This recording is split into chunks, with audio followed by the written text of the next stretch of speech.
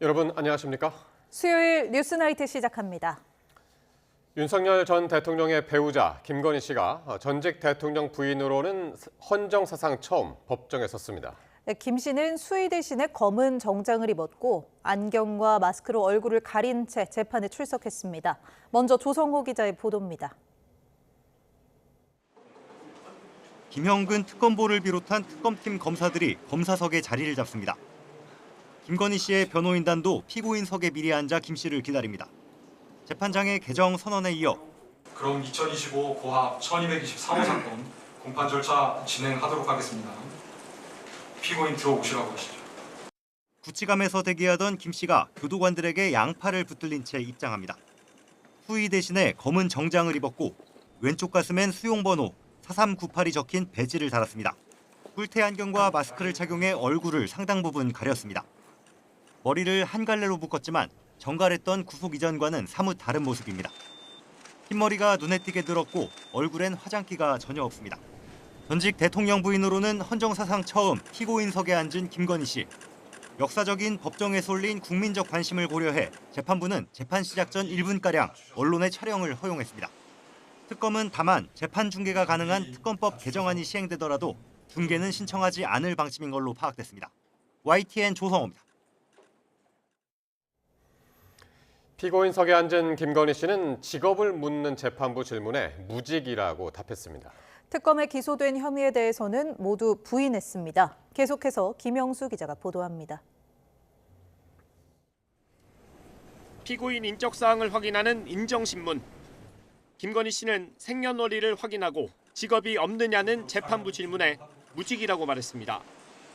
본격적인 재판에서 특검은 3개 혐의에 대한 공소 사실을 재판부에 설명했는데 김건희 씨 측은 모두 부인했습니다. 김 씨 측 변호인은 도이치모터스 주가 조작 혐의에 대해 시세 조종 사실을 몰랐다면서 특검이 특정 시기만 추출해 침소봉대한다고 반박했습니다. 특히 앞선 두 정권 조사에서 혐의 없음 결정이 내려졌다는 점도 언급했습니다. 통일교로부터 금품을 받은 혐의는 샤넬 가방 등을 받은 사실이 없다며 이른바 배달 사고를 주장했습니다.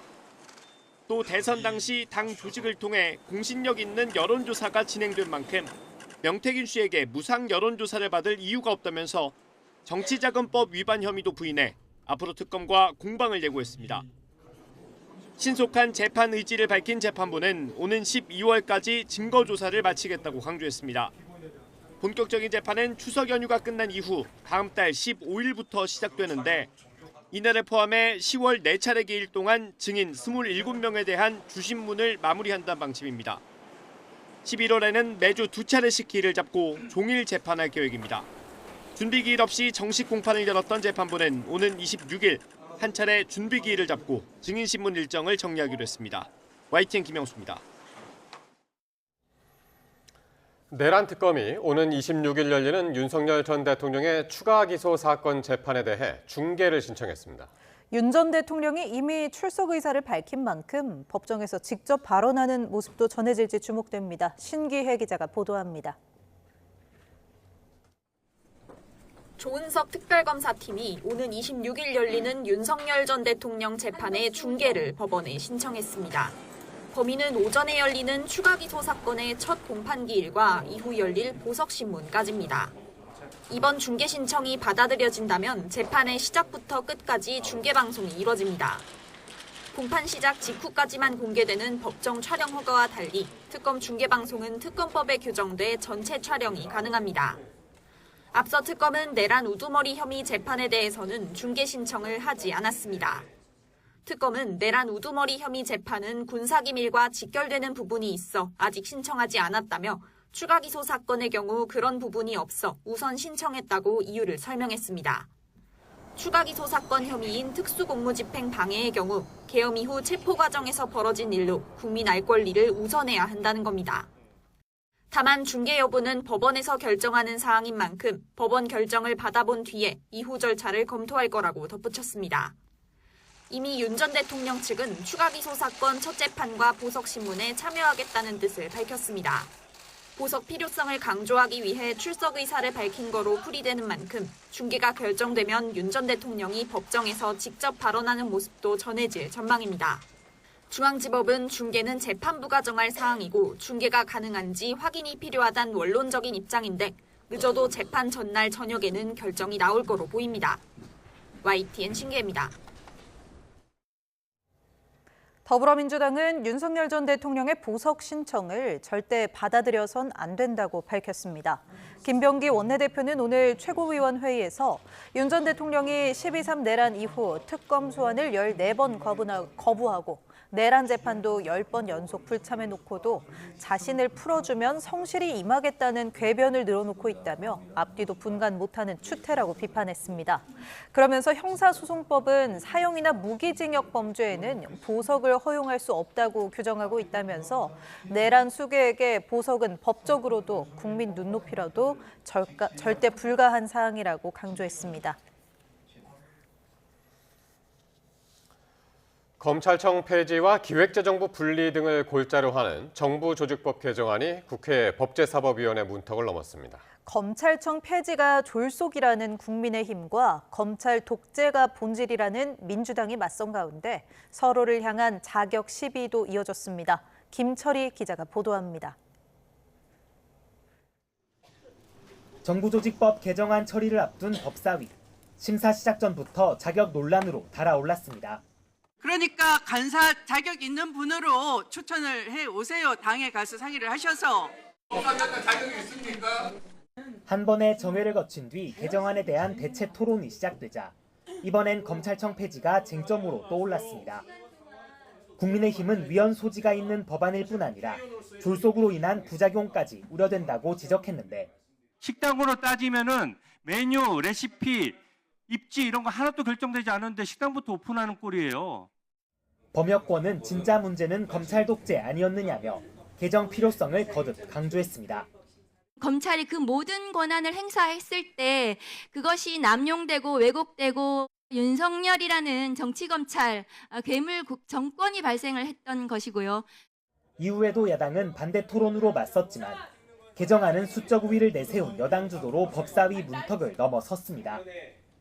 같은 날 운영위에선 그림자 실세로 알려진 대통령실 김현지 총무비서관의 국정감사 출석 여부를 두고 난데없는 존엄 논란이 벌어졌습니다.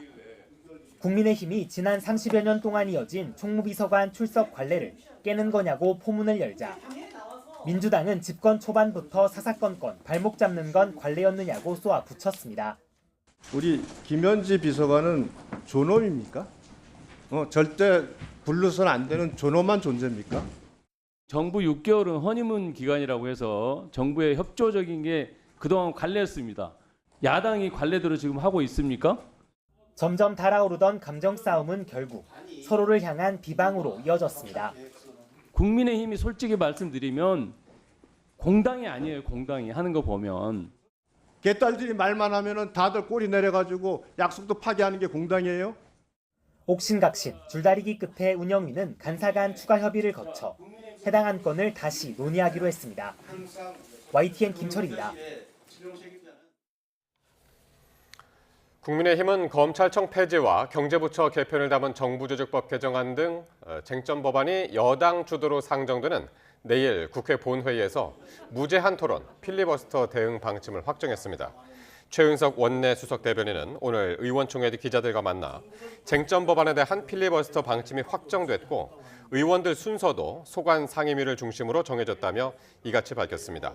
다만 60여 개 비쟁점 법안에 대한 필리버스터 여부는 미정이고 송원석 원내대표가 숙고한 뒤 결정할 거라며 비쟁점 법안 필리버스터를 반대하는 의견도 일부 있었지만 많지는 않았다고 설명했습니다. 민주당 강경파 위주로 추진되던 조희대 대법원장 청문회에 대해 당 지도부가 이심전심이라며 힘을 실었습니다. 대법원장 탄핵을 시사하는 발언까지 나왔는데 법원 행정처장은 국회의장과 만나 신속한 내란 재판을 약속했습니다.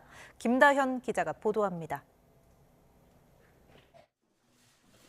이른바 추미애 법사위의 단독 플레이라고 짐짓 거리를 두던 민주당 지도부가 조희대 대법원장 압박에 가세했습니다.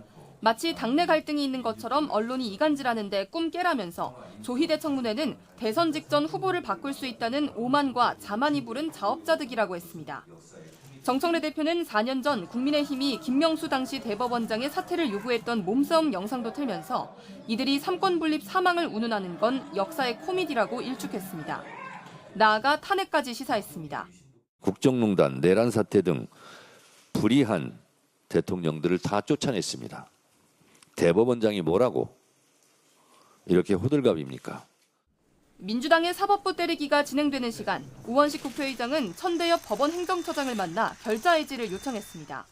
신뢰를 회복할 수 있는 모습을 보이는 것이 첫 번째라고 생각합니다. 결자 해지해야 합니다.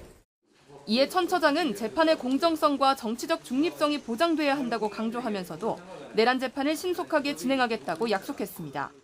내란 재판에 대해서 헌법과 법률과 그리고 직업적인 양심에 따라서 그러면서도 신속하게 재판이 진행될 수 있도록. 민주당은 이 발언의 진위를 의심하면서 사법부의 호응 정도에 따라 압박 강도가 달라질 수밖에 없다고 엄포를 놨습니다. 내란 특별법 추진처럼 강경파가 총대를 메고 지도부가 지원 사격하는 그림이 반복되고 있는데 집권 여당으로서 단일 대우로 개혁 추진 동력을 이어가겠다는 의지로 풀이됩니다. 다만 강경 기조에 대한 당 안팎의 신중론 역시 작지 않은 만큼 오는 30일 예정된 청문회를 기점으로 민주당의 공세 수위도 다시 결정될 것으로 보입니다. YTN 김다연입니다. 국민의힘은 내년 지방선거를 앞두고 강성 지지층 환심을 사기 위해 대법원장을 희생양으로 삼는다며 민주당 폭주는 심판을 받을 거라고 말했습니다. 음모론을 검증할 별도의 조작 녹취 청문회를 추진하는 동시에 국회 안팎으로 여론전에 화력을 쏟는다는 구상입니다. 박정현 기자입니다.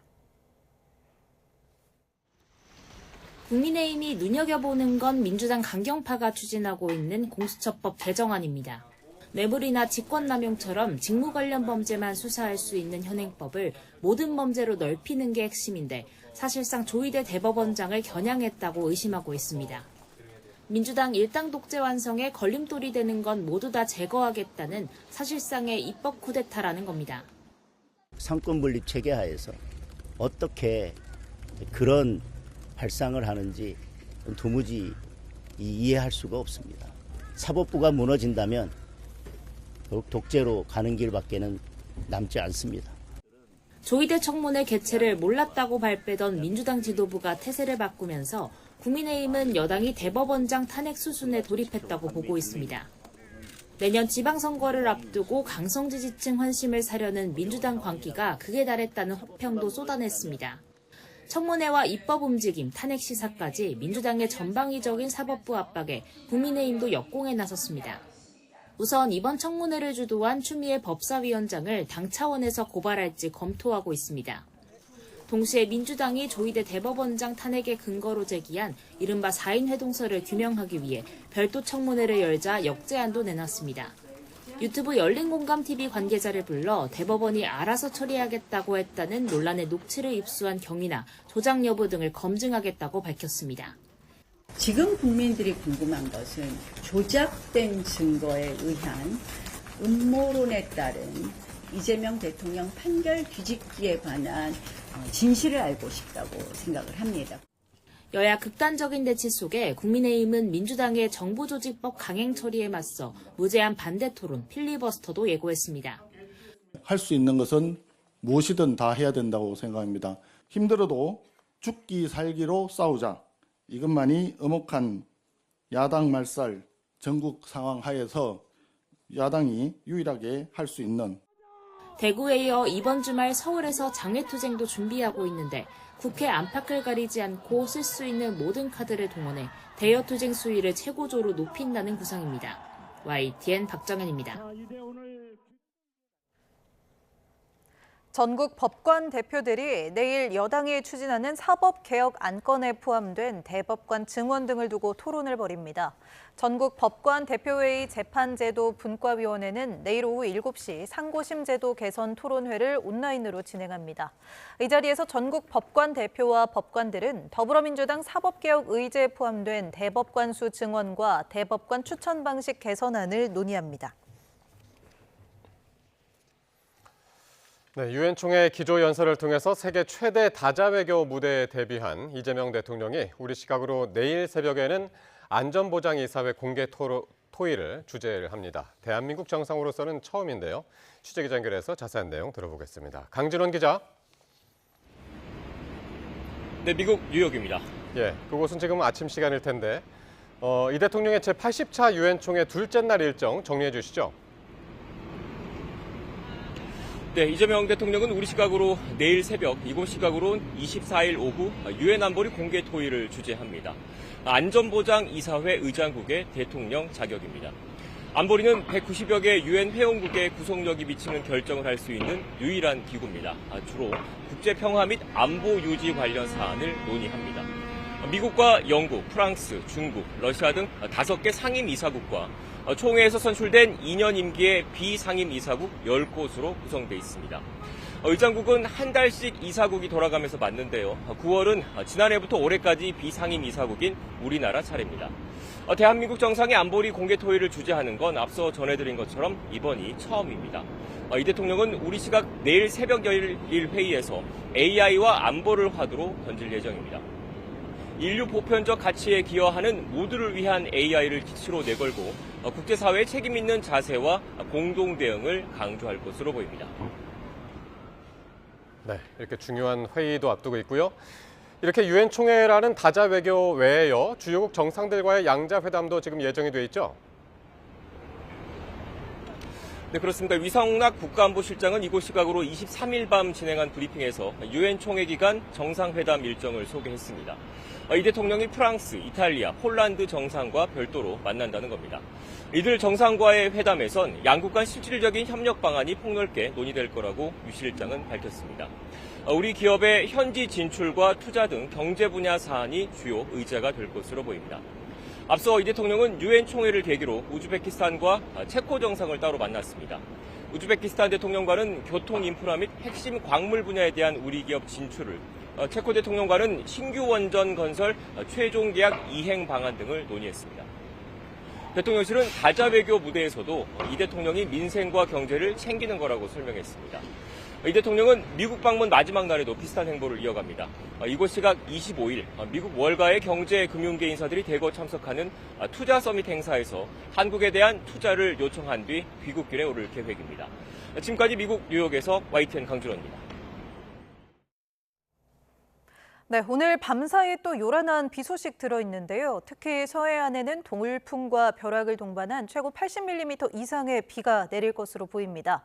또 먼 남해상에는 오늘 태풍이 하나 더 발생하면서 현재 3개의 가을 태풍이 만들어진 상태입니다. 취재기자 연결해 자세한 내용 알아보겠습니다. 정혜윤 기자, 오늘 밤사이 주의해야 할 지역들 어딘가요? 네, 현재 중서부 지방을 중심으로 비가 이어지는 가운데 밤사이 충남 서해안과 호남 지방으로 비가 강해질 가능성이 있습니다. 네, 특히 찬 공기와 수증기가 부딪히면서 비구름이 발달할 가능성이 있는 서해안 지역에서는 내일 새벽부터 오전 사이에 시간당 강수량이 늘어나고 또 벼락과 돌풍이 불면서 요란한 비가 내릴 수 있어서 주의가 필요합니다. 기상청은 내일까지 충남 남부 서해안과 호남 지방에 최고 80mm 이상, 그 밖의 지방으로도 5에서 많게는 60mm 정도의 비가 내릴 것으로 예상했습니다. 이번 비는 내일 새벽이나 아침 사이에 수도권 등 중부지방부터 그치겠고요. 남부지방은 오후 늦게까지 이어지겠습니다. 다만 제주도와 남해안에서는 이후에도 지속적으로 비가 내렸다 그치기를 반복하겠고 주말과 휴일 사이에도 전국에 또 한 차례 비가 내리는 등 당분간 가을비가 잦을 것으로 예상됩니다. 또 먼 남해상으로는 오늘 필리핀 동쪽 해상에서 20호 태풍 부알로이가 새로 만들어지면서 또다시 3개의 트리플 태풍이 형성된 상태입니다. 다만 이 태풍들은 모두 북쪽 찬 공기에 막히면서 우리나라까지는 북상하지 못하겠고요. 중국 남부나 또 일본 남동쪽 해상으로 이동할 전망입니다. 지금까지 과학기상부에서 YTN 정혜윤입니다. KT 무단 소액 결제 사건 범인들이 이미 핵심 장비는 물론 범죄 수익 대부분을 중국으로 빼돌린 걸로 확인됐습니다. 경찰은 붙잡은 중국 교포 2명을 구속 송치하고 모든 실마리를 쥔 이른바 윗선 추적에 주력할 계획입니다. 정현우 기자의 보도입니다. 모자와 마스크를 쓴 남성이 차량 뒷좌석에 놓인 전자기기를 작동합니다. KT 무단 소액 결제 사건 피의자 중국 교포 장모 씨가 범행에 쓴 불법 초소형 기지국 장비를 직접 시연하는 모습입니다. 장 씨는 지난 7월 장비를 넘겨받아 지난달 5일부터 한 달 동안 차량에 싣고 피해 지역을 오가며 범행한 것으로 조사됐습니다. 장 씨는 지시에 따라 장비를 작동시켰을 뿐 어떤 일을 하는지는 정확히 몰랐다고 주장하는데 경찰은 중국에 있는 윗선이 장비를 원격 제어해 피해자들의 휴대전화를 해킹했을 가능성도 살펴보고 있습니다. 경찰은 지난 16일 피의자들을 검거하면서 범행에 쓰인 네트워크 장비와 부품 27개를 확보했습니다. 보따리 상을 통해 중국으로 빼돌리기 직전 가로채는 데 성공한 겁니다. 경찰은 이 초소형 기지국 장비가 해외에서 만들어져 국내로 반입된 것으로 보고 있습니다. 하지만 불법 해킹 프로그램이 담긴 노트북과 연락수단으로 쓰인 대포폰 등 또 다른 핵심 증거들은 이미 중국에 반출된 것으로 파악됐습니다. 또 부정결제로 얻은 2억 원 상당의 상품권도 붙잡힌 인출책 류모 씨를 통해 현금화한 뒤 세탁 작업을 거쳐 대부분 중국으로 송금된 것으로 드러났습니다. 하지만 윗선의 정체는 여전히 안개 속으로 경찰은 우선 붙잡은 장 씨와 류 씨를 구속 송치하고 사라진 몸통을 계속 추적하겠다는 방침입니다. 이런 가운데 KT의 부실 대응 문제는 계속 불거지고 있습니다. 경기 광명경찰서에서 지난 1일 처음으로 KT 광명지사에 아파트에서 소액결제 피해가 다수 발생했다고 알렸지만 다른 지사나 본사로 전화를 넘기면서 대응이 늦어진 것으로 파악됐습니다. 결국 경찰 수사관이 KT 측과 7차례 연락하거나 찾아간 뒤에야 본사에서 사태 파악에 나섰고 그 사이 21시간이 흐른 것으로 드러나 논란이 되고 있습니다. 이런 가운데 KT 서버에 대한 해킹 흔적이 발견된 것과 관련해선 경찰청이 내사를 이어가며 정확한 경위를 파악하고 있습니다. YTN 정현입니다. KT가 서버 해킹으로 개인정보가 유출된 피해자들의 위약금 면제를 적극 검토하겠다고 밝혔습니다. 김영섭 KT 대표는 국회 과학기술정보방송통신위원회가 연 해킹 사태 청문회에서 정보 유출 피해가 발생한 고객 2만 30명의 위약금 면제를 적극적으로 검토한다고 말했습니다. 하지만 전체 고객으로 면제 대상을 넓히라는 요구에 대해서는 최종 조사 결과를 보고 피해 내용을 고려해서 검토하겠다고 답했습니다.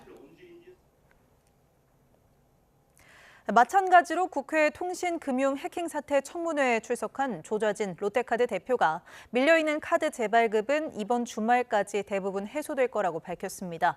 또 이번 유출 사태에서 개인정보보호관리체계 인증제도의 문제보다는 회사의 책임이 더 크다는 답을 내놨는데요. 직접 들어보시죠.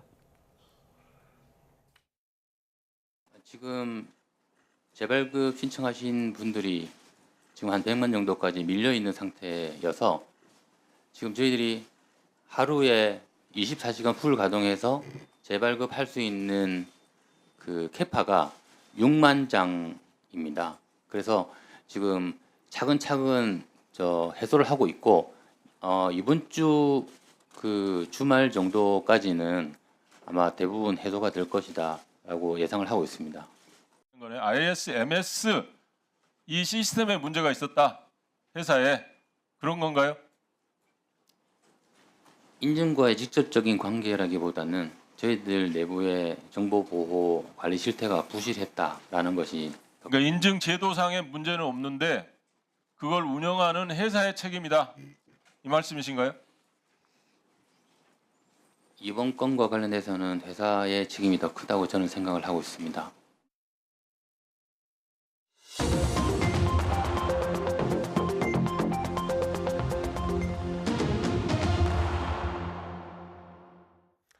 정치권 관심 뉴스 짚어보는 포커스 나이트 시간입니다. 오늘은 신현영 전 민주당 의원, 홍석준 전 국민의힘 의원과 함께하겠습니다. 어서 오십시오. 안녕하십니까. 네, 안녕하십니까. 네, 오늘 법정에 들어서는 김건희 씨의 모습이 공개가 됐습니다. 도이치모터스 주가 조작 혐의, 또 통일교로부터 금품을 수수한 의혹 등에 대한 첫 공판 기일이었는데 화면 보시겠습니다만은 그 짙은 정장에 또 마스크, 안경 쓰고 나왔고요. 두 손을 모으고 이제 법정에 들어서는 모습도 보였고 수용 번호까지 이제 여기 이제 배지를 달고 나왔었는데요.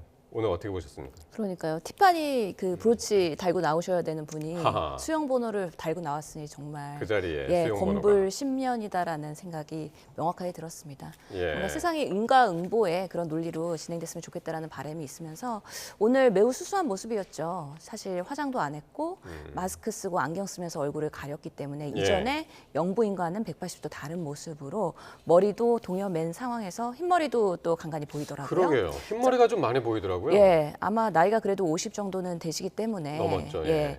이제 흰머리가 나시긴 할 텐데 짧은 시간에 빠르게 난 것은 그만큼 스트레스풀한 상황에 있다는 것을 반증이지 않을까라는 생각이 들고요. 예. 또 한편으로는 그동안의 건강상의 이유로 뭐 혈압이 뭐 70, 35 이런 얘기를 했었거든요. 그러면서 조사를 받기가 어렵다라고 했는데 오늘 그래도 스스로 걸어오시고 인사도 하고 그리고 변호인단과 소통도 하고 이런 거 보니까 건강에는 큰 문제는 없어 보이기도 하고 예. 실제로는 수용 생활에서 어느 정도 적응을 해가는 과정이구나라는 생각이 들어서 참 그렇게 새로운 보셨군요. 마음이었습니다. 예. 직업도 물으니까 이제 무직이라고 답을 했고 또 국민참여재판을 원하나라는 이런 질문에는 또 아닙니다. 이런 답변도 했는데 어떻게 보셨습니까? 예, 우리 대한민국 헌정 역사상 영부인에 대한 수사 재판은 지금 사상 처음 아니겠습니까? 그래서 대단히 우리 대한민국 전체적으로 하더라도 참 불행한 일이고 참 착잡한 심정이 많이 들었습니다. 그런데 저는 재판에 있어서 이런 어떤 공개는 사실상 거의 하지 않거든요. 왜냐하면 피고인의 어떤 방어권 차원에서도 그렇고 어떤 개인 어떤 프라이버시 어떤 보호라든지 특히 재판 심리에 있어서 언론 내지는 여론에 의해서 재판이 좌지우지되는 것을 방지하기 위해서 통상적으로 재판 공개는 거의 대부분 잘 하지 않는데 오늘은 한 30초 정도? 예, 그렇습니다. 예, 예. 그럼에도 불구하고 지금 이제 전직 영부인에 대한 어떤 재판이 이제 공개가 된 것이 물론 뭐 국민들의 어떤 알 권리 차원에서 필요하다 뭐 이렇게 재판 정에서는 뭐 판단했을지는 모르겠습니다만은 예. 이런 것들이 외부에 이제 알려지게 돼서 과연 뭐 우리 국가 전체적으로 얻을 수 있는 것이 뭔가 하는 네. 좀 이런 생각도 들었습니다. 그렇군요. 자, 그리고 이제 1시간 정도도 채 되지 않는 그 재판 일정이었는데 오늘 도이치모터스 주가 조작, 그리고 명품백 수수, 공천 개입 모든 혐의를 부인했다고 그래요. 그러니까요. 40분 네. 정도 진행이 된 거죠. 네. 그 외모는 사실은 영부인 때와 지금의 모습은 완전히 180도 달라졌는데 태도는 여전하구나라는 부분에 있어서 상당히 분노가 있었고 예. 실제로 V0로서 지난 3년간 윤석열 정권에서 얼마나 큰 권력 그리고 본인들의 뭐 매간 매직을 포함한 여러 가지 금품 수수, 본인들의 그런 경제적인 취득을 위해서 여러 가지 권력을 이용했던 사안들이 그동안 드러나고 있는데도 불구하고 여전히 반성의 기색은 전혀 없구나. 그런 면에서의 사실은 그런 국민들 비판이 있을 수 있겠다는 생각이 들고요. 예. 지금 김건희 여사의 여러 재판들 앞으로도 계속 될 텐데 결국에는 국민의 알 권리를 위해서 계속 공개를 해야 된다고 봅니다. 그리고 우리 국민들께서는 김건희 여사의 뭐 7시간의 그런 녹취록이나 김건희 여사의 스타일을 많이 그동안에 간접적으로나 직접적으로나 경험을 했었는데 재판장에서의 모습과 태도는 어떨지 그리고 지난 3년간 대한민국을 투퇴시킨 것에 대한 본인의 책임감을 얼마나 느끼면서 지금의 그런 범죄의 사실을 소명할지 이런 것들이 많은 관심을 받고 있기 때문에 지금으로서는 재판이 진행되는 과정에서의 태도가 매우 중요하다. 그리고 아직까지는 뭐 윤석열 전 대통령처럼 뭐 무기징역이나 사형은 아니지 않겠습니까? 예. 재판에 열심히 임하는 이유도 어느 정도 최대 양형을 피하고자 하는 노력의 모습일 예. 텐데 그렇다면 인정할 거 인정하고 솔직하게 말할 것은 말하면서 계속해서 이렇게 재판에서의 검사와 싸우는 모습으로 본인이 투쟁하는 모습은 바람직하지 않다라는 생각이 듭니다. 특검 조사 때는 거의 뭐 그 질의에 적극적으로 대답하지는 않는 그런 모습이라고 전해졌습니다만은 오늘 보면은 이제 혐의를 전면 부인하고 있는 그런 모습이었거든요. 예, 뭐 특검 수사 때와 또 재판정에서는 당연히 이제 피의자 입장에서는 적극적으로 이제 방어를 하는 어떤 입장 상황은 막 180도 다른 것이죠. 그런데 지금 현재 상황은 지금 법정에서 이제 혐의를 다투고 있는 이런 상황인데 사실은 민주당은 보면은 뭐 전형적인 어떤 내로남불인 게 사실은 우리 대한민국의 헌법상 아직까지는 1심에서 결론이 나지 않은 무죄 추정의 원칙이라는 법치주의 대원칙이 있는 데 비해서 지금 민주당은 마치 김건희 여사와 관련된 모든 혐의가 이미 뭐 유죄로 확정된 것처럼 이야기를 한다든지 이런 것들은 대단히 저는 우리 대한민국의 사법의 대원칙 그리고 법치주의의 대원칙에 유추 이제 근거를 해서는 대단히 부적절한 그런 이야기들을 민주당에서 하고 있다는 어떤 말씀을 드리고 반면에 민주당에 예를 들면 뭐 이화영 전 부지사라든지 이런 사람들은 대법원에서 7년 6개월의 중형이 확정 판결이 났음에도 불구하고 아직까지 여전히 검찰의 어떤 조작이다, 검찰의 조작 기소의 형식이다 이런 식으로 완전히 180도 다른 이야기를 하고 있습니다. 지금 김건희 여사 관련해서는 김건희 여사 입장에서는 당연히 이제 이야기를 할 수 있는 것이 예를 들면 도이치모터스 같은 경우는 이미 문재인 정권 때 이성윤 전 지검장에서 탈탈탈 털어서 2번이나 무혐의가 난 사항이다. 그다음에 명태균 씨의 여론조사는 본인이 무상으로 그렇게 여론조사를 요구할 필요성이 전혀 없다. 이런 어떻게 보면 지극히 상식적인 이야기들을 법정에서 지금 현재 이야기를 하고 있기 때문에 이런 점들이 좀 쟁점이 좀 될 것 같습니다. 알겠습니다. 근데 이렇게 아직까지 얘기하는 거는 저는 국민들한테 더 분노를 자아낼 수밖에 없는 상황이라고 봅니다. 실제로 보면은 뭐 얼마나 많은 명품 수술을 했습니까? 그 전황이 얼마나 많이 나왔습니까? 권력을 이용해서 공천 개입을 하고 그런 녹취록과 근거 자료가 이렇게 많음에도 불구하고 아직도 무죄 추정의 원칙을 얘기하고 있다는 거에 대해서는 공감할 수 없다는 생각이 들고요. 다른 일반 국민의 그런 재판과 비교할 수 없을 정도로 영부인으로서 정말 얼마나 많은 권력을 휘둘렀는지 국민들이 분노하고 있기 때문에 이런 부분에 있어서 김건희 여사를 두둔하는 모습은 저는 바람직하지 않다. 저는 전혀 두둔한다고 말씀을 드리는 것이 아니라 우리 대한민국 법치주의의 가장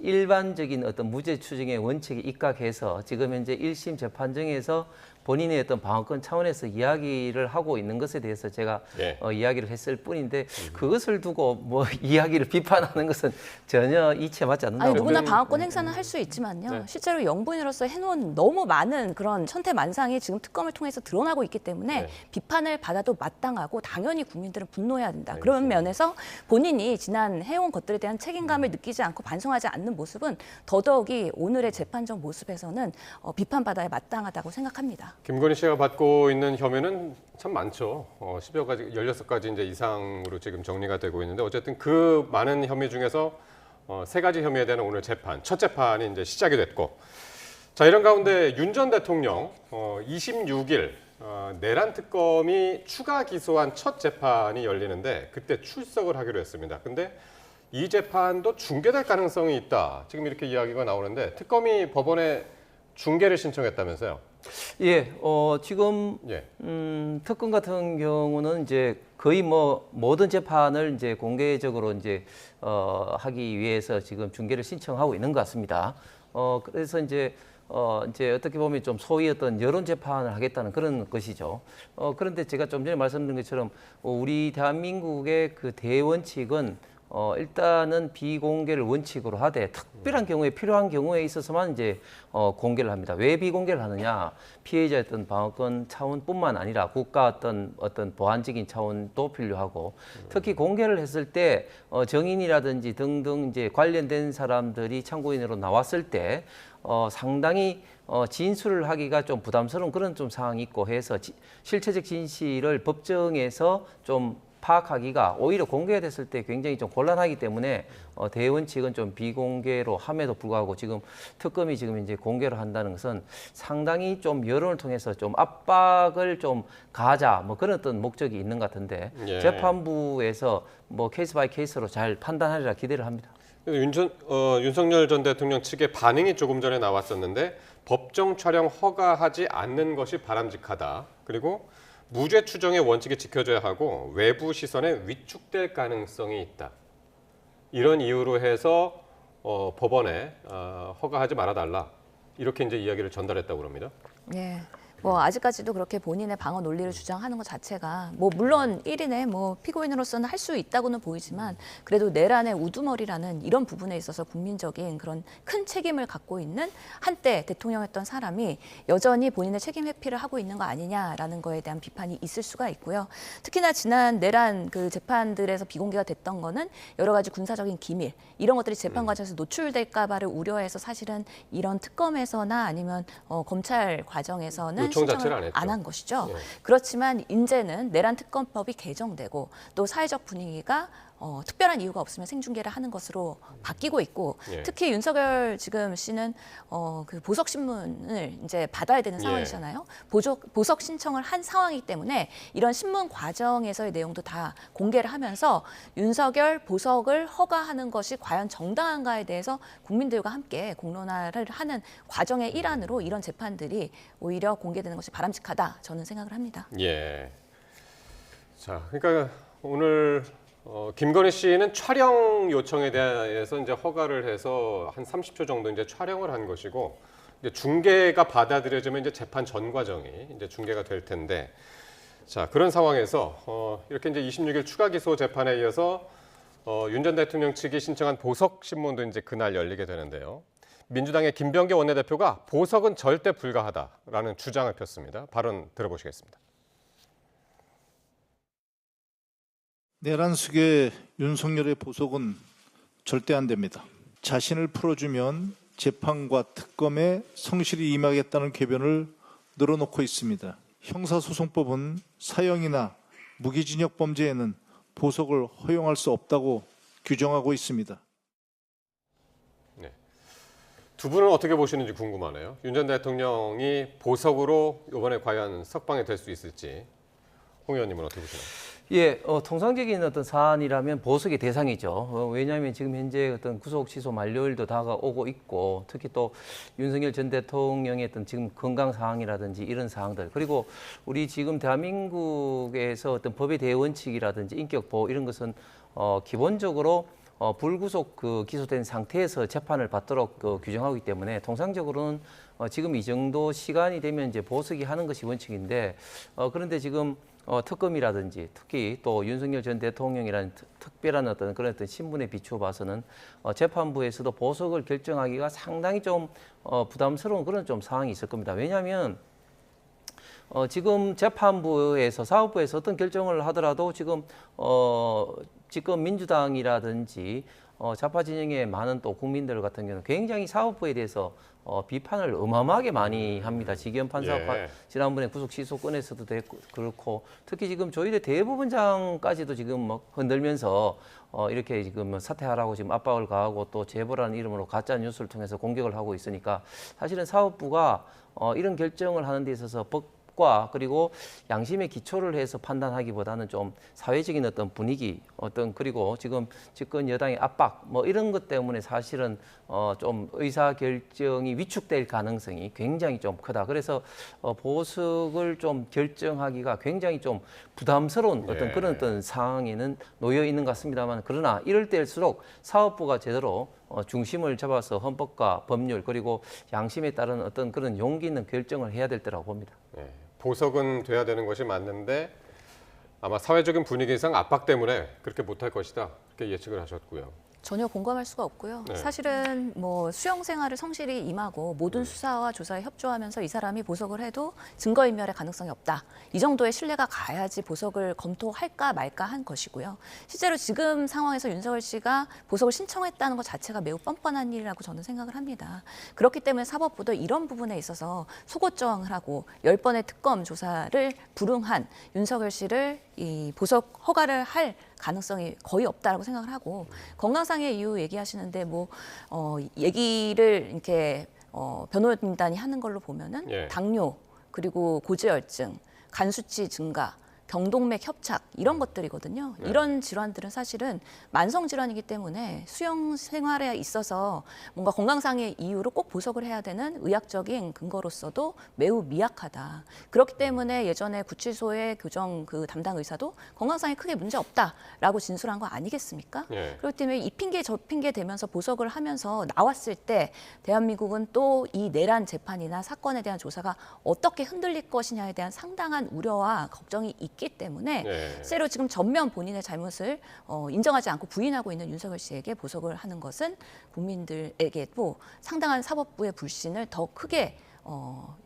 불러일으키는 잘못된 판단이 될 거기 때문에 사법부도 그렇게는 못할 거라고 저희는 판단하고 있습니다. 근데 사실 오늘도 원래 특검 조사가 있었거든요. 외환 관련해 가지고. 근데 여기에는 이제 불응을 했는데 구치소 방문해서 조사를 하겠다면은 그건 응하겠다 이렇게 밝혔습니다. 그동안 이제 특검 조사나 뭐 재판이나 대부분 이제 불출석을 했는데 갑자기 나오겠다고 그래서 이건 어떤 의도가 있다고 보시는지 먼저 신 의원님. 상당히 선택적으로 본인이 조사와 수사에 응하겠다라고 하는 메시지죠. 그러면서 지금 본인 내란 우두머리로서 정말 사형과 무기 지역에 그런 가능성이 있는 사람으로서의 태도는 적절하지 않다라고 보는 거고요.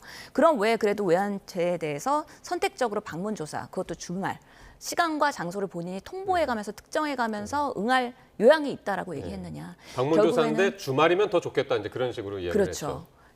결국에는 보석을 가기 위한 수순에 있어서 보석의 명분을 쌓으려면 어느 정도 당신이 수사나 조사를 협조하면서 뭔가 보석의 필요성을 어필해야지 들어줄까 말까, 감안할까 말까인데 전혀 그렇지 않는 경우에는 보석이라는 거는 가당치도 않은 것이기 때문에 나름의 본인의 그런 보석 취소 그 신청에 대한 명분에 있어서 한 발 수사에 대해서는 뭔가 더 나아간 그런 태도를 바꾼 거 아닌가. 하지만 그럼에도 불구하고 이런 선택적인 방문 조사에 대해서 국민들 여전히 분노할 것이다 라고 생각을 합니다. 보석 가능성을 높이기 위한 어떤 전략이다. 전략 차원에서 그랬을 것이다 라고 보고 계시고요. 홍 의원님. 그 출석을 안 하면 출석을 안 한다는 비판을 하고 또 방문조사에 또 응한다면 또 응한 대로 지금 비판을 해서 뭐 출석을 하면 되는 거죠. 어떤 명분으로든지 비판하고 싶은 출석을 하고 비판하는데 그다음에 그리고 또 수사를 진영 받으면 의원은 되죠. 분명히 이야기를 좀 드리면 지금 현재 전직 대통령에 대해서 이 공중파에 나와서 자꾸 시식하는 것도 굉장히 저는 바람직하지 않은 표현이라고 생각하면서 지금 방문 조사를 응할 수밖에 없는 그런 입장은 사실은 이제 외환 부분에 대해서는 그동안 좀 특검에 그동안 이제 그 윤석열 전 대통령 관련된 어떤 그런 직접적인 어떤 진술을 받은 적이 없습니다. 그렇기 때문에 외환적인 부분에서는 방문 조사를 통해서 이제 당시의 어떤 상황에 대해서 이야기할 필요가 있을 것 같고 특히 사실은 이 외환적 부분이 예를 들면 뭐 무인기를 통해서 북한의 어떤 전쟁 어떤 도발을 어떻게 보면 좀 부추겼다 이런 사실은 어떻게 보면 좀 말도 안 되는 그런 어떤 의혹을 가지고 지금 특검에서 자꾸 이제 조사를 하려고 이제 하는데 거기에 대해서 지금까지는 윤석열 전 대통령 입장에서는 이제 출석을 거부했지만 이제는 좀 본인의 어떤 입장을 말할 때가 됐다. 특히 이제 관계자들도 상당히 지금 이제 진술이 내란 특검에 의해서 이제 확보가 된 만큼 본인이 최종적으로 말할 시기가 됐다. 그런 어떤 판단에서 어떤 방문 조사의 어떤 의지를 밝힌 것 같고 그리고 사실은 뭐 토요일 이런 거는 뭐 결국은 이제 특검하고 이제 협의의 대상이겠죠. 뭐 단지 이제 그 조정을 하겠다고 그랬습니다. 윤석열 전 대통령의 어떤 입장에서 이야기를 한 것이고 그런 어떤 이야기한 것 자체도 이게 뭐 그 좀 뭐 말이 안 된다, 뻔뻔하다 그렇게 바라보는 것은 좀 지나친 표현 같습니다. 근데 그래도 생각을 해보면은 정말 강제 체포 영장까지 하면서 구인하려고 했었던 거잖아요. 그걸 저항하면서 속옷 저항하고 실제로 뭐 의자에 앉았다가 주저앉고 막 그러면서 그 난리를 피면서 결국에는 거부를 했는데 이제 와서 너네들이 와서 조사하면은 내가 응할 요양이 있어. 그것도 주말이면은 더 좋겠어. 이렇게 얘기하는 것이 어떻게 마땅한 일일까에 대해서 상식적으로 납득이 되지 않기 때문에 아직도 그런 태도를 갖고 있는 윤석열 씨에 대한 모습은 정말 지난 3년을 후퇴시키고 비상계엄과 탄핵으로 대한민국을 정말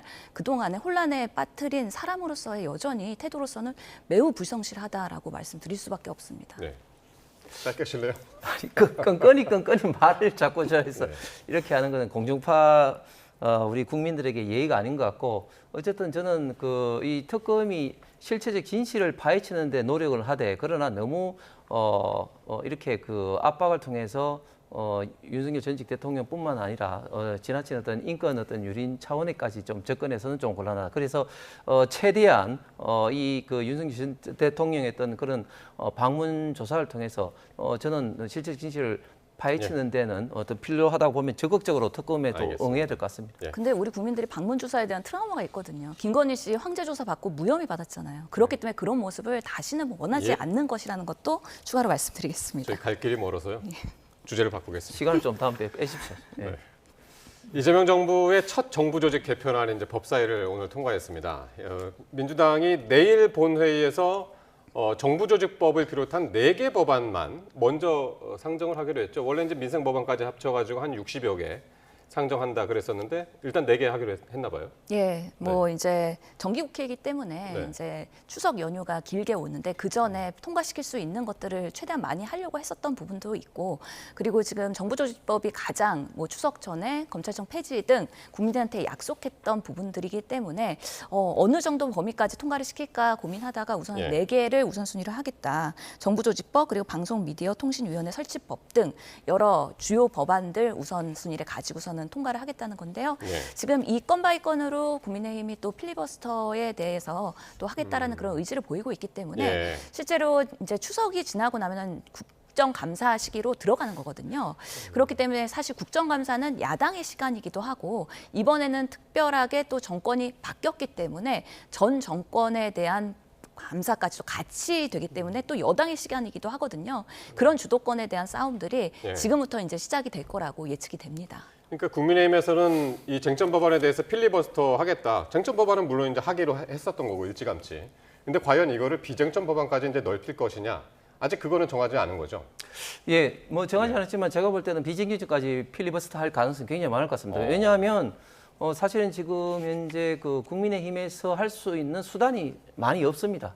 유일하게 필리버스터밖에 없다고 해도 과언이 아닌데 사실 굉장히 좀 불행하죠. 정부조직법에 대해서 사실은 이제 그 민주당이 지금 이재명 정권을 성공시키기 위해서는 반드시 통과를 좀 시켜야 될 것 같고, 그리고 그러기 위해서는 최대한 국민의힘과 좀 협의를 좀 해야 되는데, 사실 이번에 정부조직법에 정말 여러 가지 문제가 많이 있습니다. 예를 들면 검찰청을 폐지하는 것까지는 그렇다 치더라도, 예를 들면 검찰청을 폐지하고 난 다음에 그 후속 조치를 해야 되는데 지금 후속 조치는 전혀 지금 생각하지 않고 일단 폐지하고 보자. 일단은 추석 밥상에 검찰청 폐지했다는 그런 소식은 알려야 되니까 일단 폐지하고 보자 했는데 굉장히 지금 현재 실무적인 문제가 쏟아질 겁니다.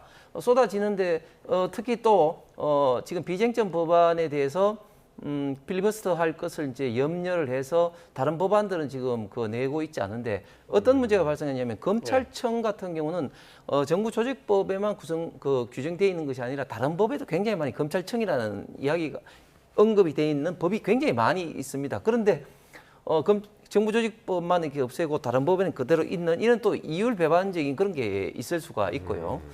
그다음에 다른 어떤 이제 정부 조직도 마찬가지도 지금 이제 기재부가 이제 깨지면서 결국은 이제 그 예산처가 또 국무조정실로 간다든지 또 에너지 파트가 또 환경부로 온다든지 이거는 우리 국가의 어떤 100년 대계와 관련된 이런 문제인데 이런 어떤 중요한 어떤 부처의 업무를 제대로 어떤 쟁점 없이 이렇게 한다. 이건 굉장히 큰 문제가 있을 수밖에 없을 것 같고 특히 지금 이진수 그 위원장을 내쫓기 위해서 방송통신위원회를 폐지하고 방송통신미디어위원회라는 거의 사실상 동일한 어떤 정부 조직을 만들기 위해서 또 법 개정을 하는 거죠. 그래서 이것은 특정 어떤 사람을 위해서 법을 만드는 위인 설관이 아니라 이진숙 위원장을 내쫓기 위해서 만드는 위인 어떤 폐간적인 어떤 성격을 갖고 있다. 그래서 저는 이런 식으로 정부 조직을 운영을 하고 어떤 해서는 저는 굉장히 큰 문제 그리고 국민들에게 그 피해가 고스란히 올 수밖에 없다고 봅니다. 거의 지금 방송에서 필리버스터를 하신 것 같은 그런 느낌인데 어쨌든 지금 하실 말씀들이 두 분 다 많은데 어쨌든 이런 상황에서 오늘 노만석 검찰총장 대행이 의견을 냈습니다. 검찰의 신뢰 부족 인정을 했고요. 일단은 그러면서 헌법에 규정된 검찰을 지우는 것은 개혁의 오점이 될 수 있다라고 이야기를 했습니다. 지난번에 출근길에선가요? 퇴근길에선가 잠깐 이야기했었는데 그때는 이제 검찰의 잘못해서 기인한 이런 사안에 대해서 이제 어떤 그런 그 소회를 이제 얘기를 했고 오늘은 이제 적극적인 어떤 그 반대 입장을 밝힌 거거든요.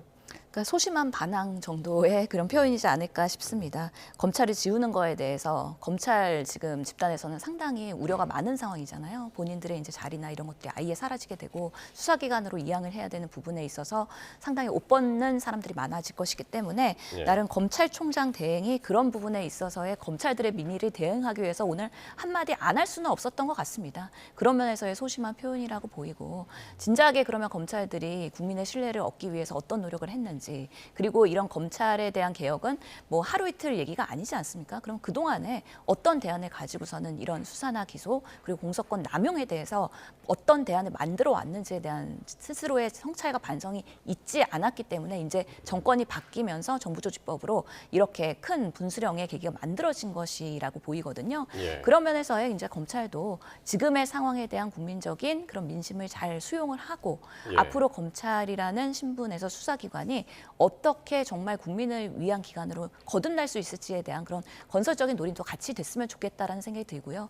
정부조직법 개편은 정권이 들어오면은 그 새 정권에서 원하는 방식으로 바꿀 수는 있습니다. 근데 국민의힘이나 야당에서 당연히 우려할 수 있는 부분들이 있기 때문에 그런 부분들이 통과가 된다고 해서 곧바로 적용되는 게 아니라 시행령, 시행규칙 그리고 하위의 정부 기관들에 대한 TF를 만들어서 세세하게 다룰 거거든요. 그런 부분에 있어서도 야당과 여러 해당 그런 기관들의 의견을 충분히 수렴해서 우려하는 부분들이 발생하지 않도록 최선을 다하는 게 매우 중요하겠다라는 생각을 합니다. 그러니까 지금 말씀하신 것처럼 내일 이제 당장 본회의고 본회의에서 이제 통과 뭐 물론 그 앞에서 이제 그 필리버스터가 있겠지만은 통과 어떤 수순을 이제 밟을 텐데 그 이제 검찰총장의 이제 대행이 이렇게 이야기를 바로 직전에 이제 이야기를 해가지고 이게 과연 얼마나 반영이 될까 싶기도 한데요.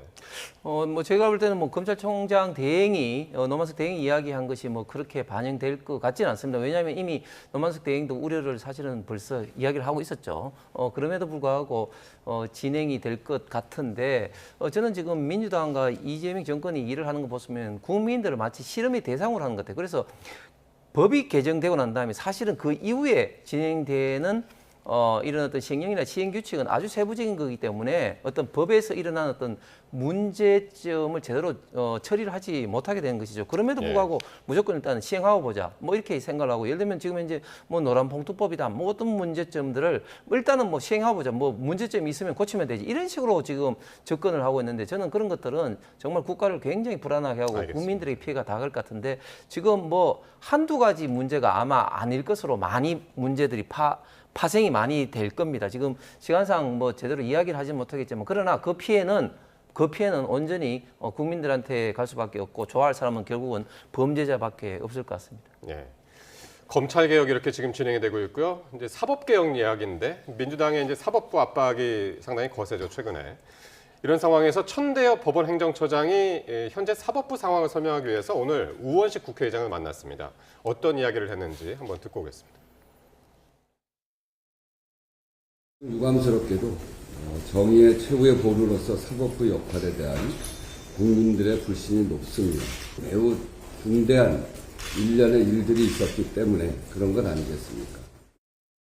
12상 비상계엄이 발생했을 때 제가 행정처장으로서 여러 대법관님들과 또 대법원장님의 의견을 수렴해서 이것이 이제 위헌적인 조치라는 입장을 사법부의 입장을 분명히 밝힌 바가 있습니다. 우원식 의장은 사법부가 결자 해제해야 한다. 그러면서 이제 현재 민주당의 입장에 힘을 실었고, 천 처장은 비상계엄 때 우리는 위헌이라고 이미 이야기를 했다. 그래서 이제 동조하지 않았다. 이렇게 삼권 분립을 강조하면서 약간은 이제 불편한 기색을 드러내는 그런 자리였던 것 같습니다. 네, 각자의 입장을 얘기하는 자리였던 것 같고요. 이례적으로 정말 그 천대엽 이 행정처장이 본인이 직접 만나기를 요청을 해서 의장님을 만난 거 아니겠습니까? 그렇기 때문에 입법부와 지금 사법부와의 만남이 된 것인데 실제로 지금 사법개혁을 앞두고 있는 상황에서 천대엽 이분은 본인들이 사법개혁 과정에서 참여할 수 있게 해달라.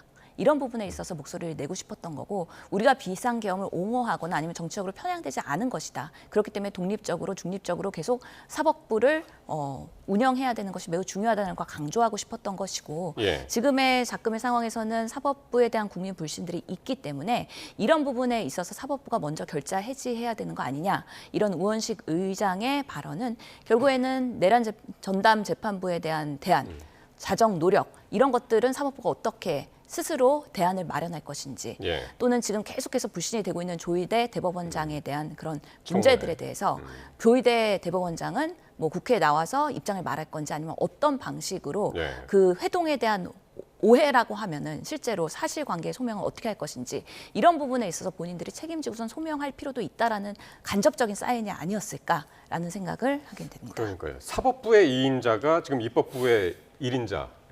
그러니까 우리나라의 대한민국 서열 2위의 이제 우원식 의장한테 직접 요청을 해가지고 지금 만났단 말이에요. 그러니까 조희대 대법원장에 대한 30일 청문회를 어떻게든 지금 막고 싶겠고, 그리고 이제 그 내란 전담 재판부 이 문제에 대해서도 이제 이야기를 하고 싶었겠죠. 네.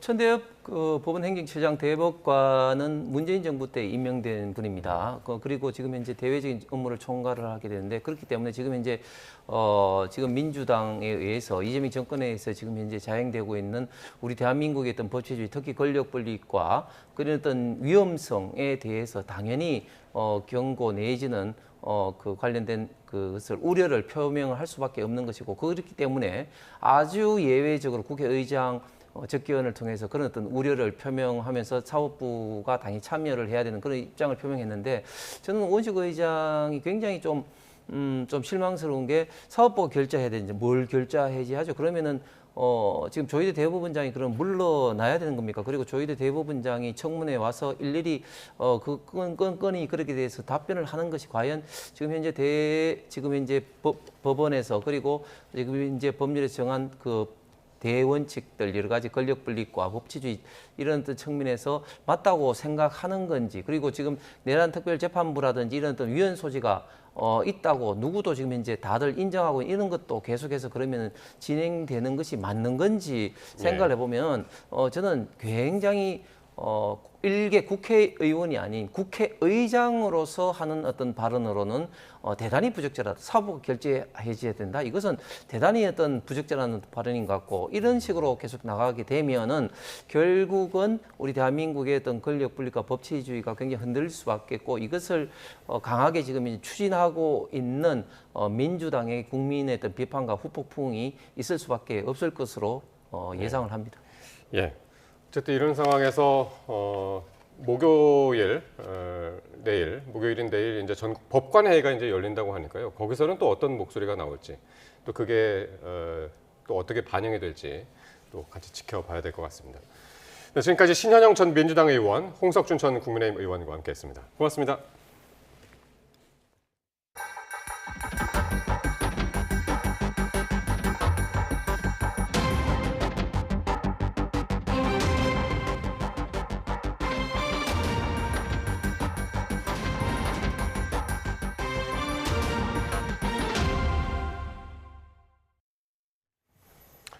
네, 윤석열 전 대통령의 배우자 김건희 씨가 전직 대통령 부인으로는 헌정사상 처음 법정에 섰습니다.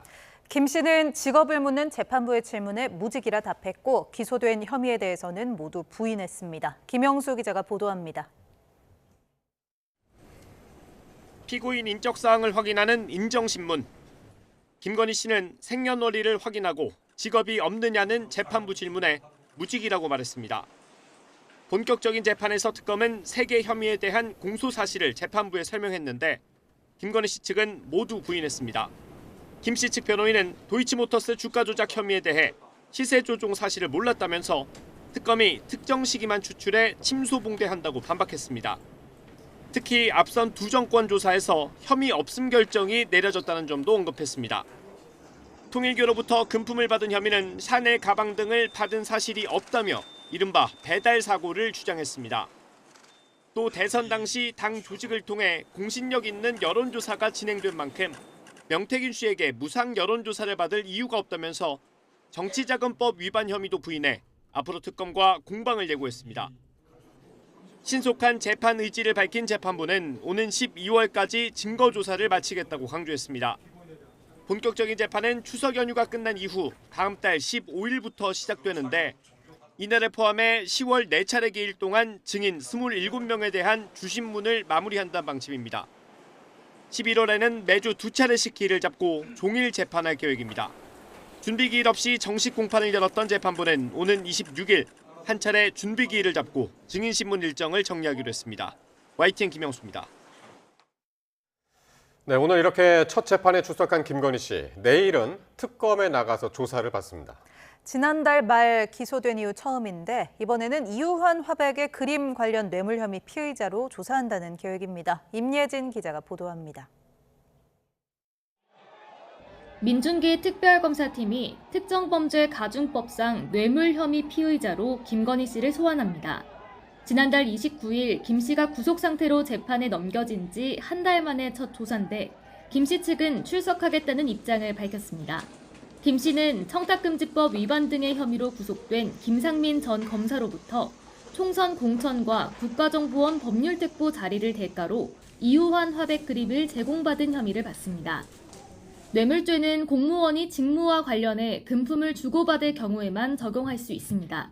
김 씨가 공직자가 아닌 만큼 배우자인 윤석열 전 대통령과의 공무관계가 규명돼야 하는데 특검은 김 씨를 뇌물 혐의로 입건해 수사한다는 건 윤 전 대통령과 공범임을 전제로 하는 거라고 명확히 했습니다. 특검 기소사건 재판이 막을련 가운데 특검이 다시 김 씨를 소환하면서 남아있는 다른 의혹 수사도 본격 속도를 낼 것으로 보입니다. 특히 비슷한 구조를 띠는 다른 뇌관매직 수사에도 영향을 미칠 것으로 보입니다. 신병 확보에 결정적 역할을 한 서희건설 이봉관 회장의 반클리프 아펠 목걸이와 김건희 씨 모친 사무실에서 발견된 이배용 전 국가교육위원장의 금거북이 관련 인사청탁 의혹도 중요 수사 대상입니다. 다만 김 씨가 거듭 혐의를 부인하고 있어 앞선 조사 때와 마찬가지로 진술 거부권을 행사할 가능성도 커 조사가 순탄치 않을 거란 전망도 나옵니다. YTN 임혜진입니다. 내란 특검의 외환 관련 소환 조사에 불출석한 윤 전 대통령이 구치소 방문 조사에는 응하겠다는 뜻을 밝힌 걸로 파악됐습니다. 윤 전 대통령은 어제 오후 진행된 변호인 접견에서 특검이 요청하면 구치소 방문 조사에 응할 의사가 있다며 주말쯤 조사를 희망한다고 한 것으로 전해졌습니다. 이에 대해 특검은 구치소 방문은 조사에 적극 응한다는 입장이 전제돼야 한다고 밝혔는데 윤 전 대통령이 어떤 입장도 전달하지 않은 만큼 재소환을 통보할 방침입니다. 비상계엄 관련 내란 의혹을 수사하는 조은석 특별검사팀이 박성재 전 법무부 장관을 피의자로 소환했습니다. 특검은 계엄 당시 검사 파견 지시 의혹 등을 추궁했는데 내란 중요 임무 종사 혐의로 구속영장을 청구하는 방안을 검토하고 있습니다. 우종훈 기자의 보도입니다. 박성재 전 법무부 장관은 오전 10시쯤 조은석 특별검사팀에 출석했습니다. 내란에 적극 가담한 혐의를 받는 피의자로 처음 특검 조사를 받았습니다. 박 전 장관은 윤석열 전 대통령의 계엄 계획을 가장 먼저 들은 최측근 가운데 한 명입니다. 박 전 장관은 지난해 12월 3일 계엄이 선포되자 법무부로 돌아와 간부회의를 열었습니다. 박 전 장관은 당시 회의에서 합동수사본부에 검사를 파견하는 방안을 검토하라고 검찰국에 지시한 혐의를 받고 있습니다. 특히 계엄 선포 당일 밤 11시부터 이튿날 새벽까지 심우정 전 검찰총장과 3차례 통화한 것으로 드러났습니다. 특검은 이를 근거로 박 전 장관이 심 전 총장에게도 검사 파견을 지시한 것으로 의심하고 있습니다.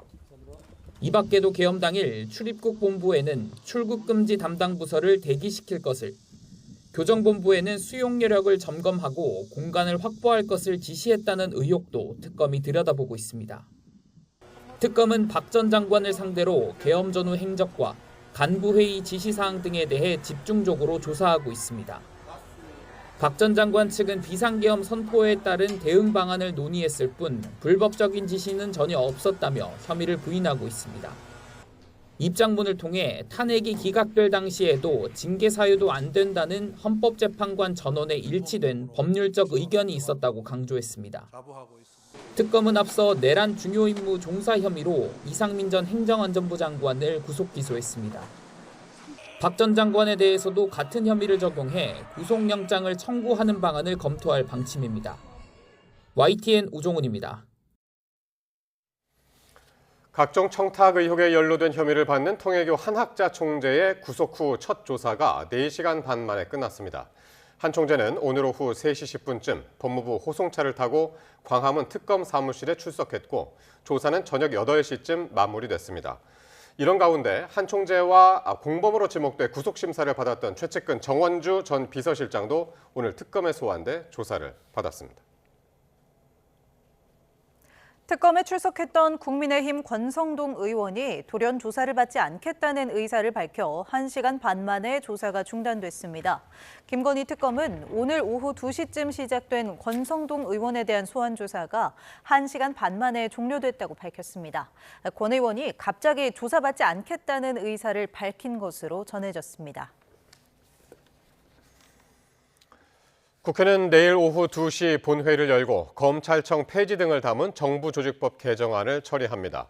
개정안에는 검찰청을 폐지하는 대신 중대범죄수사청과 공소청을 신설하고 기획재정부는 재정경제와 기획예산처 등으로 나누는 등의 내용이 담겼습니다.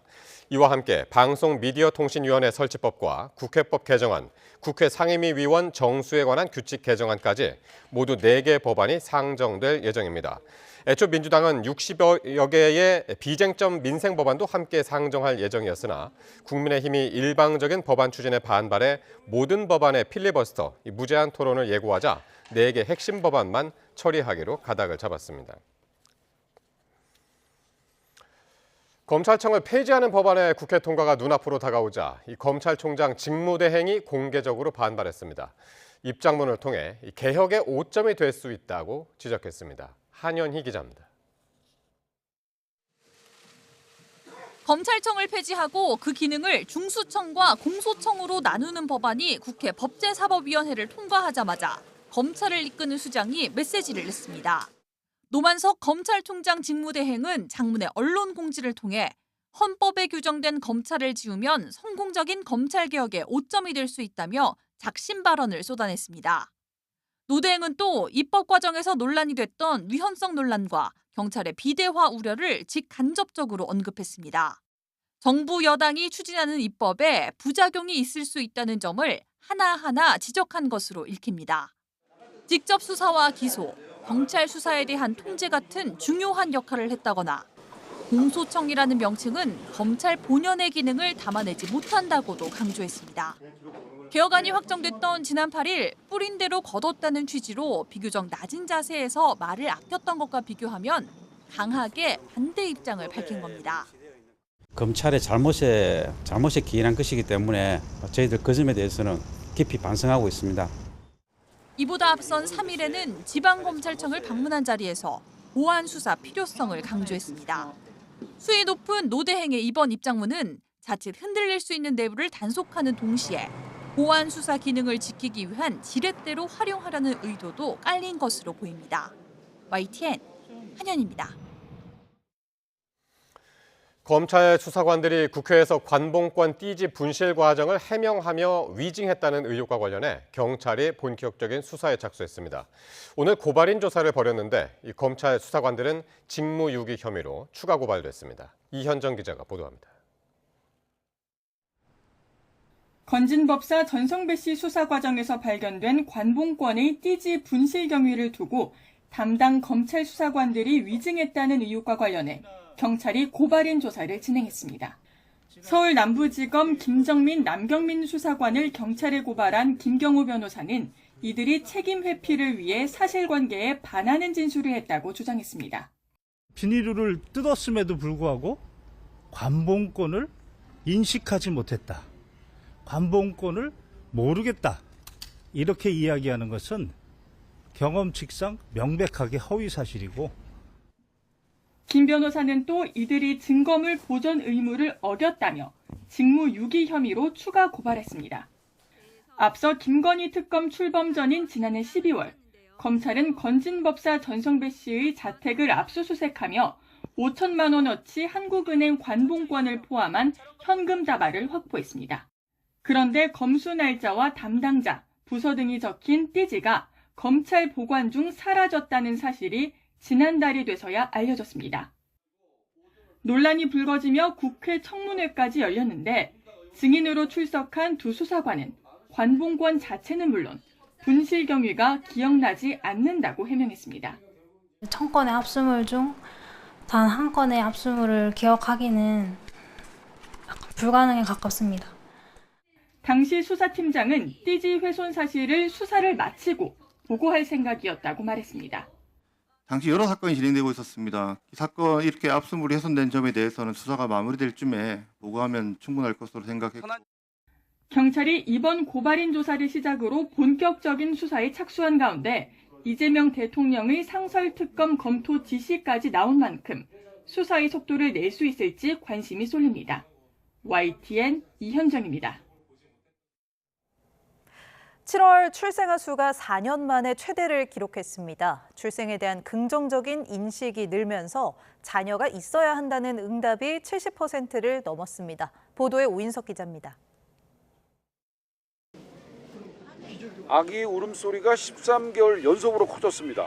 7월 출생아는 21,803명으로 1년 전보다 5.9% 증가했습니다. 7월 월별 기준으로는 4년 만에 가장 많은 아기가 태어났습니다. 1월부터 7월까지 누적 출생아는 14만 7,804명으로 7.2% 증가했는데 역대 가장 높은 증가율입니다. 여성 한 명이 평생 낳을 것으로 예상되는 평균 출생아 수인 합계 출산율은 7월 0.80명으로 5달 만에 0.80명대로 올랐습니다. 7월 혼인 건수는 2만 394건으로 8.4% 증가했습니다. 혼인 건수는 같은 달 기준으로 9년 만에 가장 많았습니다. 혼인은 16개월 연속 증가했습니다.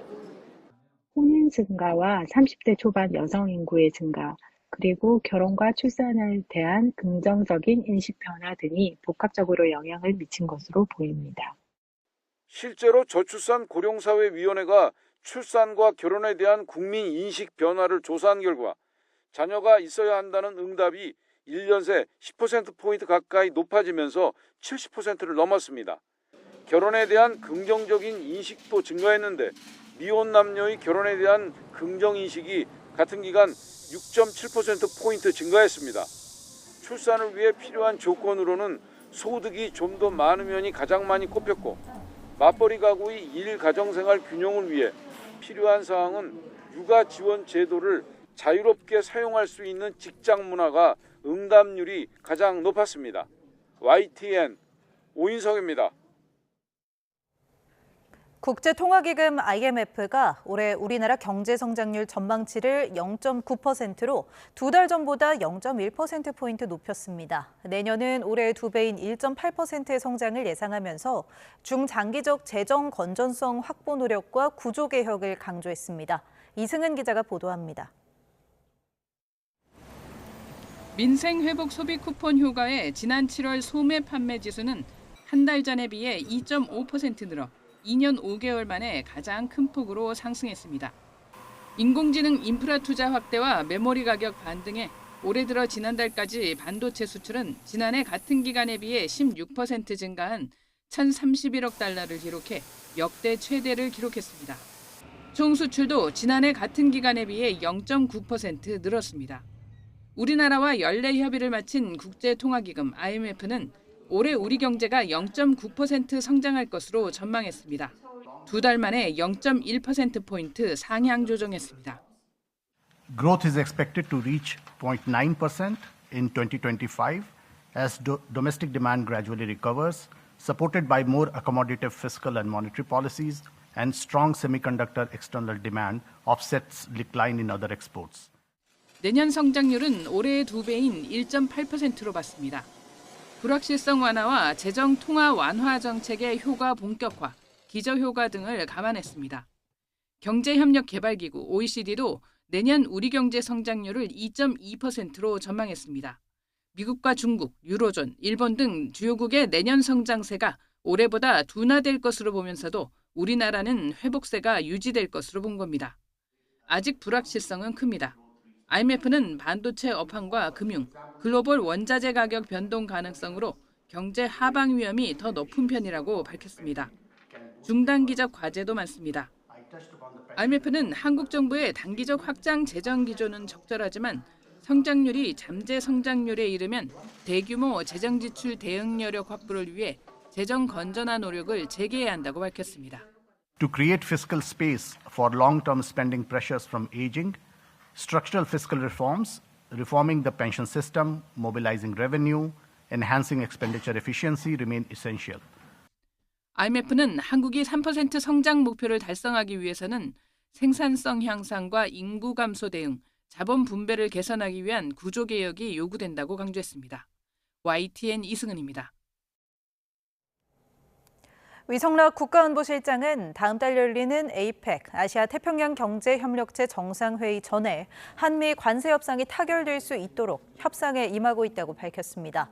위 실장은 미국 뉴욕에서 기자들과 만나 한미 관세 협상은 가급적 빨리 타결하는 것이 좋다며 APEC 정상회의를 계기로 타결됐으면 좋겠다고 말했습니다. 위 실장은 우리 정부가 무리한 주장을 하는 게 아니라 합리적 입장을 취하고 있다며 지금은 양측 견해차가 크지만 접점을 찾을 수 있을 거라 생각한다고 밝혔습니다. 미국 조지아주 현대차 LG에너지솔루션 배터리 공장 건설 현장 이민 단속을 주도한 미국 이민세관 단속국 조지아 지부가 불법 체류자는 누구나 추방과 체포 대상이 된다고 강조했습니다. 이민세관 단속국 조지아 지부 린제이 윌리엄스 공보관은 현지 시간 23일 서베나 모닝뉴스 인터뷰에서 미국에 불법 체류하고 있다면 신분이나 범죄 이력 유무와 상관없이 체포와 추방 대상이 된다고 말했습니다. 단속국의 이런 발표는 지난 4일 이루어진 이례적인 한국인 대규모 체포가 합법적임을 주장하려는 걸로 보입니다. 최근 잇따른 대형 해킹 사고 규명을 위해 열린 국회 청문회에서는 KT에 대한 집중 질타가 이어졌습니다. KT는 문제가 된 초소형 기지국 등의 부실 관리 책임을 인정한다며 피해 고객에 대한 위약금 면제도 적극 검토하겠다고 고개 숙였습니다. 김태민 기자의 보도입니다. 초유의 무단 소액 결제 사태를 빚은 KT 대표와 임직원들이 국회에 출석했습니다. 청문회 시작부터 날카로운 비판이 쏟아졌습니다. 이 시발이 이 팜도셀의 문제인데 그러면 간단하게 생각해보면 이 관리 잘못했다는 것 아닙니까? 이 문제가 터진 이후에 팜도셀 관리 실태를 보니까 여러 가지 허점이 많고 관리가 부실해가지고 KT의 늑장 신고와 서버 폐기의 고의성을 의심하는 지적도 잇따랐습니다. 이게 뭔가 숨기려고 한 거 아니냐, 축소하려고 한 거 아니냐, 의심을 받고 비판을 받을 수밖에 없는 겁니다. 그렇지 않습니까, 대표님? 네, 반성. 이어지는 질타에 KT는 정보 유출 피해 고객 2만 명에 대한 위약금 면제를 적극 검토하겠다고 설명했지만 곧바로 대상을 전체 고객으로 넓히라는 요구가 나왔습니다. 신뢰가 완전히 깨졌는데 전체 고객에 대한 위약금 면제 당연한 거 아니겠습니까? 조사 결과를 보고 그다음에 또 피해 내용, 정도 이런 것들을 보고 어쨌든 적극적으로 검토해야 된다 이렇게 생각합니다. 범행에 활용된 불법 초소형 기지국이 여전히 중국 온라인 사이트를 통해 유통되고 있다며 정부 대응을 촉구하는 지적도 이어졌습니다. 가짜 기지국이 이게 중국 온라인 유통 플랫폼이죠. 알리바바나 알리익스프레스 등에서 손쉽게 구할 수 있거든요. 저희가 부족한 점이 있는지 면밀하게 돌아보고 이번에 확실히 고칠 수 있는 부분들은 고쳐 나가도록 하겠습니다. 특히 부처별로 대응 권한이 분산된 현 체제로는 광범위한 해킹 범죄를 막기 어려운 만큼 이번 사태를 계기로 국가 사이버 안보 전반을 재점검해야 한다는데 정치권 모두 공감대를 이뤘습니다. YTN 김태민입니다. KT 무단 소액 결제 사건의 범인들이 핵심 증거인 노트북은 물론 피해 금액도 대부분 중국으로 빼돌린 것으로 파악됐습니다.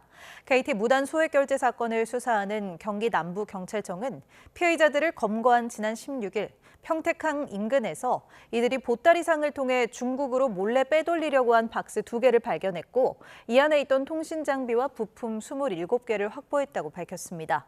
당시 핵심 프로그램이 담긴 노트북이나 대포폰은 이미 중국으로 중국으로 반출된 상태였고 해킹으로 확보한 2억 원가량의 상품권도 현금화한 뒤 국내 환전소를 통해 중국으로 송금한 것으로 조사됐습니다. 코스닥 상장사의 주가 조작에 가담한 혐의로 구속 상태로 재판에 넘겨진 가수 이승기 씨의 장인이 보석으로 석방됐습니다. 이 씨 등 13명은 지난 2022년 코스닥 시장에서 관심을 받는 첨단 기술 테마를 주가 부양 소재로 악용해 상장사 3곳의 주가를 연쇄 조작한 혐의를 받고 있습니다.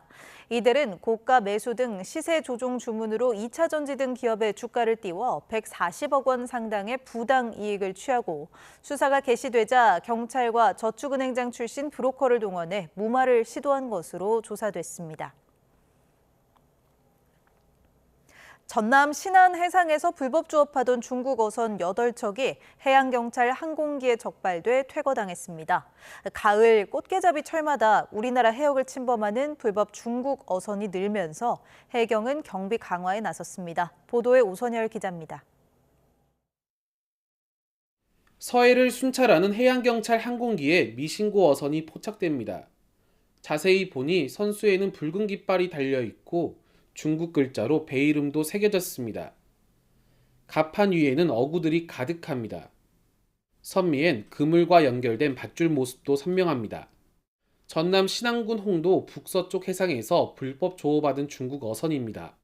한계선 내측에 타깃들이 확인이 되어서 저희가 항공기가 직접 확인하러 이동을 했었던 상황입니다.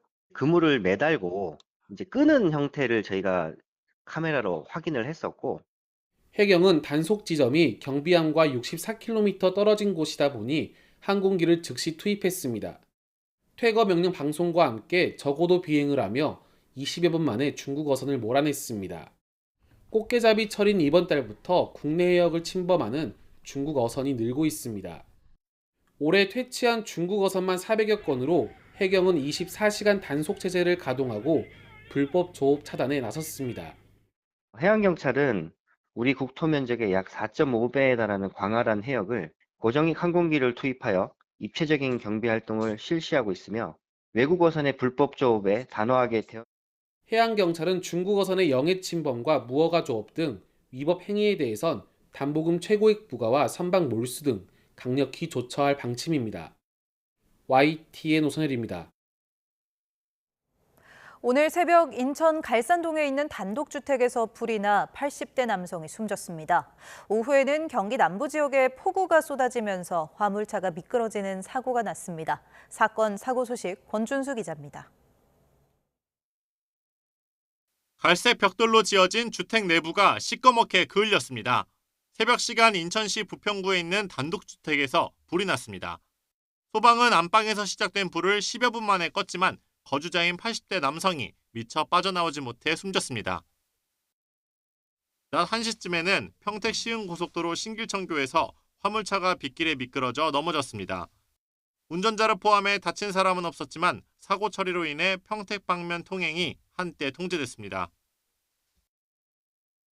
비슷한 시간 경기 안성시에서는 중앙선을 넘은 화물차가 마주오던 승용차를 들이받았습니다. 사고가 난 뒤 불이 번지며 승용차 운전자 60대 남성이 숨졌고 화물차를 몬 60대 남성도 다쳤습니다.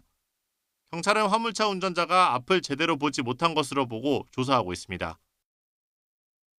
경기 이천시에서는 70대 남성이 몬 SUV가 도로를 역주행하다가 대형 화물차와 부딪혔습니다.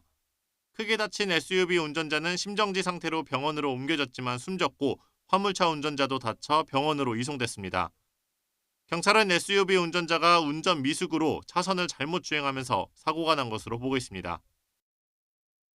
서울 강서구와 양천구에 있는 이화여자대학교 병원에서는 4시간 가까이 전산장애가 발생해 진료에 차질이 빚어졌습니다. 한때 외래 접수와 수납 업무가 모두 막히면서 대기 시간이 길어져 환자들이 불편을 겪었습니다. YTN 권주수입니다.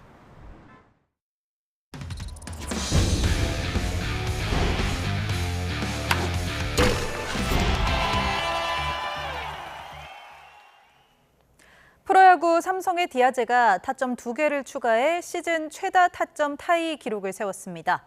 롯데를 완파한 삼성은 포스트 시즌 진출 확정을 눈앞에 뒀습니다. 프로야구 소식 이경재 기자입니다.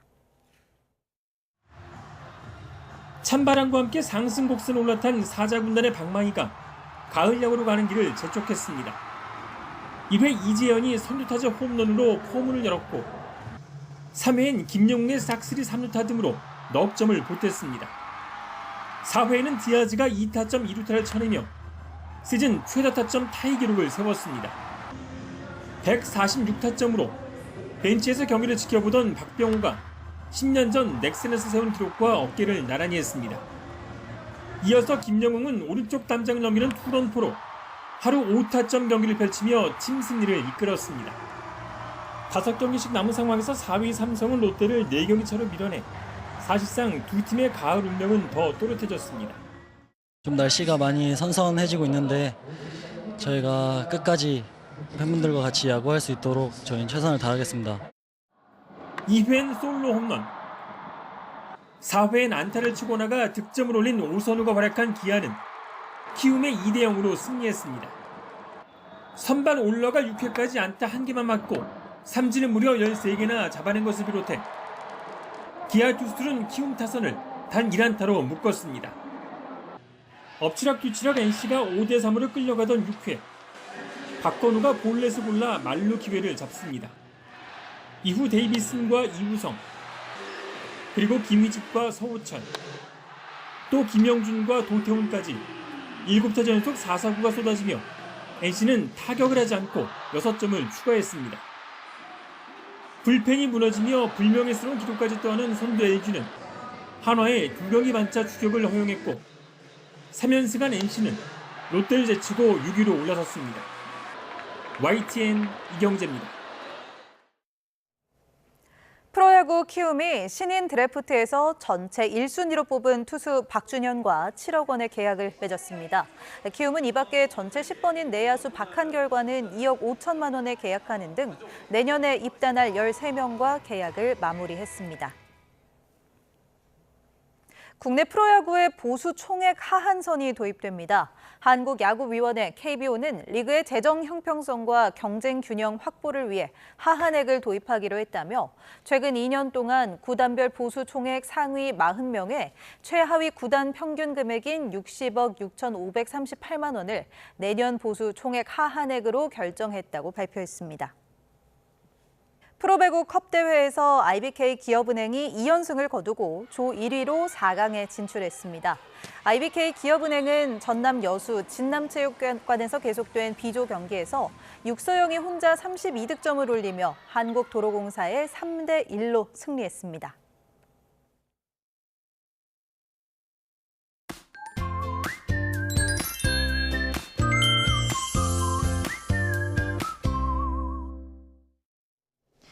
서해상에서 유입된 비구름이 중부와 호남 곳곳에 비를 뿌리고 있습니다.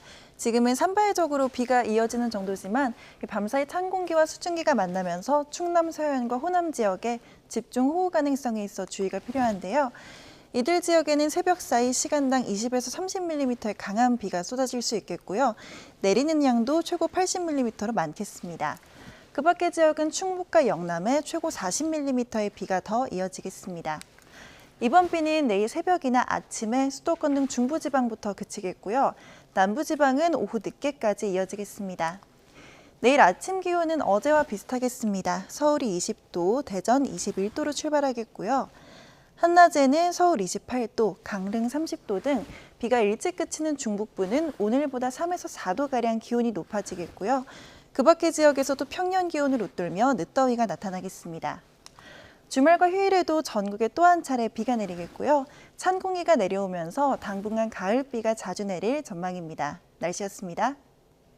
수요일 뉴스나이트 마칩니다. 시청해주신 여러분 고맙습니다.